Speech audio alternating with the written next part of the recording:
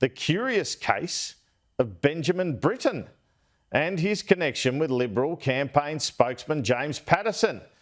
Last week, the Shadow Home Affairs Minister appeared on the program and I asked him about this Liberal candidate who has been dumped during the campaign, Benjamin Britton, a veteran who is now running as an independent for the seat of Whitlam. Now, Mr Britton was dumped as a Liberal after he suggested in a podcast that women shouldn't serve in combat, and reportedly after he was found to be on some kind of social media group with some conspiracy theorists also in the chat. During my interview with Mr Paterson last week on the show, I received information that Mr Britton had worked as a voluntary advisor for him. Mr Paterson denied that Mr Britton had been a voluntary advisor for him or, quote, anything of that nature during this interview last Sunday. Well, let me ask you about Ben Britton. That's not ideal, his departure, is it? Is he someone you know? Has he worked as an advisor for you previously? And what do you think of him being ejected as a candidate? No, Mr Britton has never worked for me in any capacity, and the issues reported in the media about his candidacy are just some of the issues that were identified by the party that didn't come up through the applicant review process, that weren't disclosed appropriately as they should be. We've moved on. We've got a much better candidate now in Whitlam who will help get our country back on track with our strong plan to return our economy to the strength it was under the previous government. So he never worked as a voluntary advisor or anything of that nature for you? No, never. All right, so during this interview, I was sent the nomination review form of Ben Britton for the seat of Cook, which he originally had a crack at. That was dated the 31st of January 2024. And it stated that he had a, quote, voluntary advisor role to Senator James Paterson, Shadow Minister for Home Affairs and Cyber Security, from the 22nd of June 2023 to present.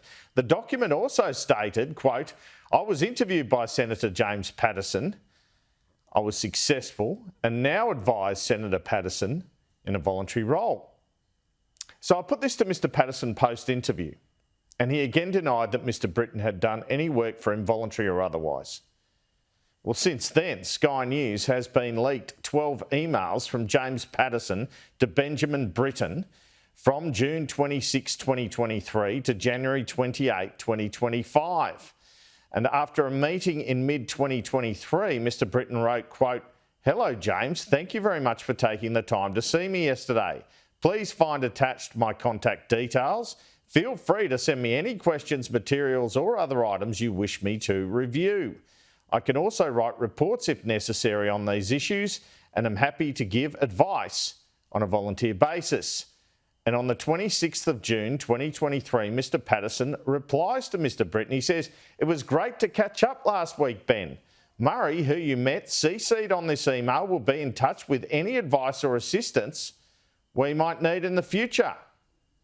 Well, it's my understanding that the meeting with Mr Paterson occurred on the recommendation of former Prime Minister Scott Morrison, with Mr Britton purporting to be a cybersecurity expert.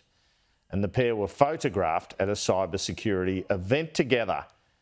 And there was further contact and advice provided. One email on the 23rd of October 2023 from Mr Paterson to Ben Britton says, quote, thanks, Ben, for that very interesting and comprehensive report, exclamation mark. This is after a 69-page confidential report is provided from Mr Britton to Mr Paterson 3 days earlier. Then there's this email from Mr Paterson dated the 28th of September to Mr Britton after he sent him another confidential report saying, thanks, Ben, that is a very interesting insight. I appreciate you sharing it. Now, yesterday, Mr Paterson has again denied to me that Ben Britton was ever an advisor to him and has accused him of lying on his nomination form.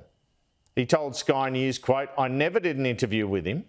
We met in my Parliament House office. We did not discuss a role.